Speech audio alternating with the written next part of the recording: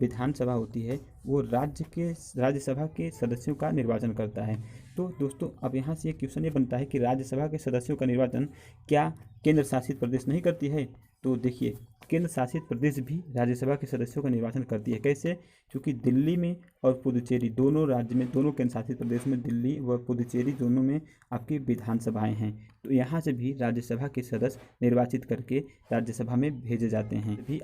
स्वागत है फ्रेंड्स आप सभी का आपके अपने यूट्यूब चैनल पर। फ्रेंड्स, भारतीय संविधान की अनुसूचियों का यह वीडियो आपके समक्ष हम पेश करने जा रहे हैं और मैं वादा करता हूं कि आप इस वीडियो को यदि अंत तक देखेंगे तो भारतीय संविधान की अनुसूचियों से समस्त क्वेश्चन बड़े आसानी से आप कवर कर पाएंगे। फ्रेंड्स, इसमें हम लोग रटेंगे नहीं, एक कॉन्सेप्ट वे के माध्यम से समस्त अनुसूचियाँ, यानी जो अनुसूचियाँ आपके 8 मूल अनुसूचियाँ थी उसके बाद 4 ऐड किए गए हैं, सभी को हम लोग एक कॉन्सेप्ट के माध्यम से देखेंगे, अपने माइंड सेट में सेट करेंगे। तो फ्रेंड्स स्टार्ट करते हैं हम लोग अपने वीडियो को। उससे पहले हम लोग जानते हैं कि मूल अनुसूचियाँ जो थी 8 थी, प्लस 4 अनुसूचियों को संविधान संशोधन के तहत जोड़ा गया है। सभी आगे डिस्कस किए जाएंगे। तो सबसे पहले हम लोग शुरू करते हैं प्रथम अनुसूची के बारे में। तो प्रथम अनुसूची फ्रेंड्स क्या बताता है कि भारत के राज्य व संघ शासित प्रदेशों का वर्णन। जो प्रथम अनुसूची में है वह भारत के राज्य व संघ शासित प्रदेशों का वर्णन इस अनुसूची में बताया गया है। फ्रेंड्स, आप जानते हैं कि वर्तमान में आपके 28 स्टेट्स हैं एंड 8 जो है केंद्र शासित प्रदेश हैं। ठीक, अब यहाँ एक बात आती है या फिर एक क्वेश्चन यहाँ से बनता है कि जो यदि किसी राज्य की संख्या में बढ़ोतरी या फिर घटोतरी यानी घटा दिया जाए तो किस अनुसूची में बदलाव करना होगा। तो फ्रेंड्स देखिए, प्रथम अनुसूची से संबंधित है। अगर किसी राज्य केंद्र शासित प्रदेशों में संख्या घटाई या बढ़ाई जाती है तो प्रथम अनुसूची में बदलाव करना होता है। यहाँ से ऑब्जेक्टिव क्वेश्चन बनता है फ्रेंड्स। अब इसके बाद हम लोग दूसरी अनुसूची है उसके बारे में देखते हैं। तो देखिए फ्रेंड्स, जो दूसरी अनुसूची है वो संवैधानिक पदों पर व्यक्तियों के वेतन व भत्तों का वर्णन वहाँ किया गया है। जैसे राज्यपाल, राष्ट्रपति या प्रधानमंत्री, उनके वेतन व भत्तों का वर्णन संविधान के दूसरी अनुसूची में रखा गया है। फ्रेंड्स, नेक्स्ट क्वेश्चन जो अपना है, नेक्स्ट टॉपिक जो है वो है तीसरी अनुसूची। तीसरी अनुसूची जो है संवैधानिक पदों की शपथ। तीसरी अनुसूची संवैधानिक पदों की शपथ का मतलब है, देखिए फ्रेंड्स क्या होता है कि जो ये राज्यपाल या राष्ट्रपति होते हैं इनको शपथ दिलाने का जो प्रक्रिया है तीसरी अनुसूची में रखी गई है। यहाँ एक कन्फ्यूजन बनता है कि लोगों को दूसरी और तीसरी अनुसूची में फेरबदल हो जाता है। प्रॉब्लम ये थी, तो हम लोग सब सॉल्व करते हैं। जैसे कोई व्यक्ति होगा, अगर वह कहीं गया जॉब करने के लिए तो पहले वेतन की बात करेगा। वेतन अगर उसको पसंद आता है तो फिर वह वहाँ कार्य करने के लिए राजी होगा। यानी जो संविधान में आपके वेतन है वो प्रथम पे हैं और फिर उसके बाद शपथ जो है वो द्वितीय पे। यानी द्वितीय अनुसूची में जो आएगा आपका वह वेतन व भत्तों का वर्णन। ये तीसरी अनुसूची में जो आएगा संवैधानिक पदों का जो वर्णन है, यानी संवैधानिक पदों की जो शपथ का वर्णन है वो तीसरी अनुसूची में आएगा। चौथी अनुसूची को हम लोग देखते हैं। चौथी अनुसूची जो है वो क्या है, राज्यसभा के सदस्यों की जो सीटों का निर्धारण किया जाता है वो चौथी अनुसूची में है। फ्रेंड्स, राज्यसभा के जो सदस्य होते हैं इनका निर्वाचन कौन करता है? देखिए, राज्य की जो विधानसभा होती है वो राज्यसभा के सदस्यों का निर्वाचन करता है। तो दोस्तों अब यहाँ से एक क्वेश्चन ये बनता है कि राज्यसभा के सदस्यों का निर्वाचन क्या केंद्र शासित प्रदेश नहीं करती है? तो देखिए, केंद्र शासित प्रदेश भी राज्यसभा के सदस्यों का निर्वाचन करती है। कैसे? क्योंकि दिल्ली में और पुदुचेरी दोनों राज्य में, दोनों केंद्र शासित प्रदेश में, दिल्ली व पुदुचेरी दोनों में आपकी विधानसभाएं हैं। तो यहाँ से भी राज्यसभा के सदस्य निर्वाचित करके राज्यसभा में भेजे जाते हैं। तो फ्रेंड्स आप ध्यान दीजिए कि राज्यसभा के सदस्य दिल्ली व पुदुचेरी केंद्र शासित प्रदेश से भी आते हैं। तो यहाँ से दोनों में राइट होगा, राज्यसभा के विधानसभा में जो होंगे दोनों होंगे। नेक्स्ट जो है आपका पाँचवीं अनुसूची, हम लोग उसको देखते हैं। पाँचवीं अनुसूची क्या बताती है फ्रेंड्स कि जो आपके अनुसूचित जाति व जनजाति के प्रशासन का वर्णन पाँचवीं अनुसूची में किया गया है। इसके बाद छठवीं अनुसूची आपकी जो है वो क्या है?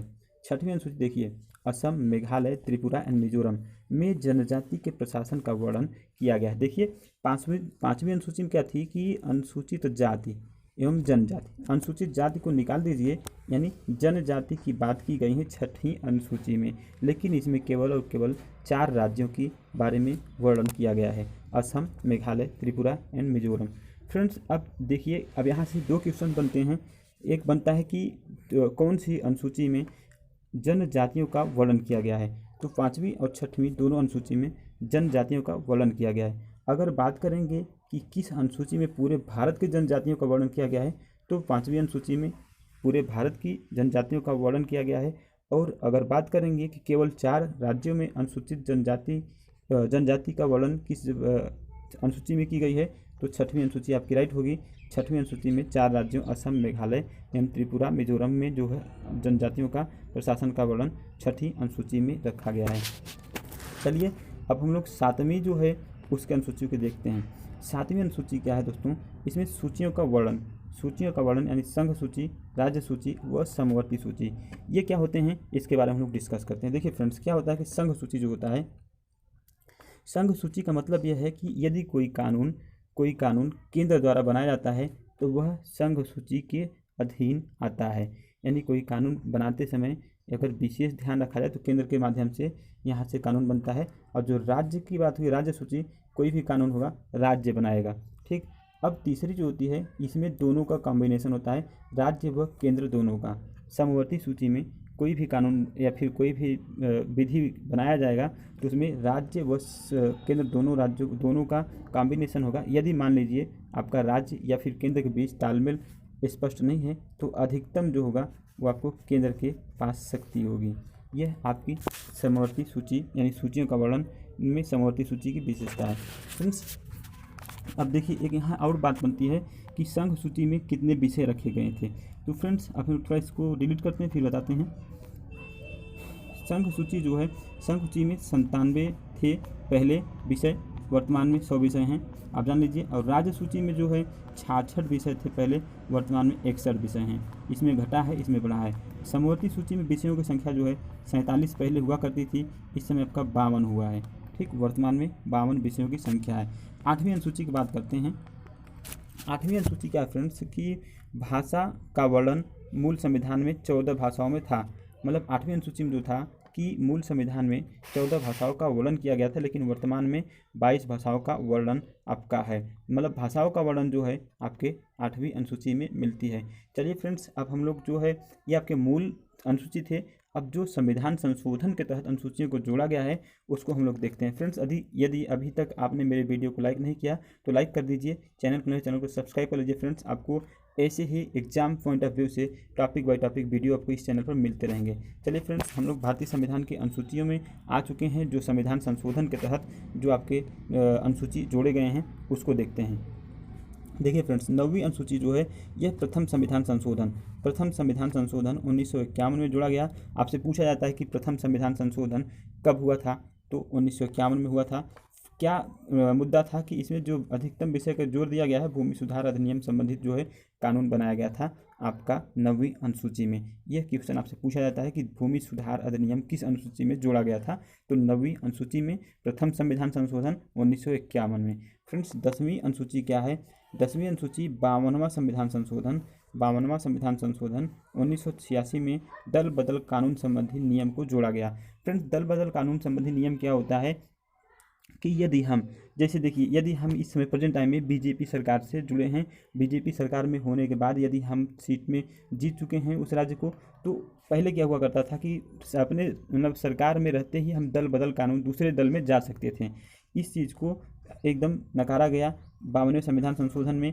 1986 में यह बताया गया कि यदि आप दल बदल करना चाहते हैं तो चुनाव से पहले, चुनाव के बाद यदि आप जीत गए हैं, दूसरे दल में जाना चाहते हैं, तो आपकी सदस्यता यहाँ से समाप्त कर दी जाएगी। तो फ्रेंड्स, यह थी आपकी 10वीं अनुसूची। आइए 11वीं अनुसूची हम लोग देखते हैं। 11वीं अनुसूची क्या है, 73वें संविधान संशोधन 1992 एंड 93।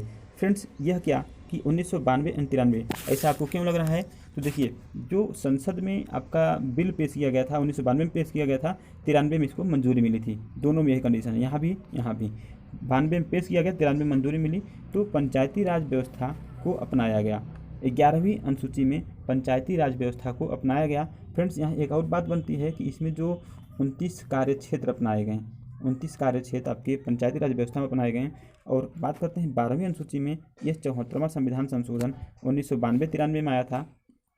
इसमें क्या था, नगर प्रशासन पर जोर दिया गया था। फ्रेंड्स, इसमें जो कार्य क्षेत्र थे आपके 12वीं अनुसूची में, कार्य क्षेत्र कितने थे, 18 थे। फ्रेंड्स, तो फ्रेंड्स यह था आपकी अनुसूची पर वीडियो। उम्मीद करते हैं आपको पसंद आया होगा। यदि पसंद आया तो प्लीज़ वीडियो को लाइक करिए, चैनल में सब्सक्राइब कर लीजिए। और यदि आपने मेरा फर्स्ट वीडियो नहीं देखा है तो इन स्क्रीन शो हो रहा है, इसको ज़रूर देखें। फ्रेंड्स, यह वीडियो बहुत ही अच्छा बनाया गया है। Thank you. मिलते हैं किसी नेक्स्ट वीडियो में।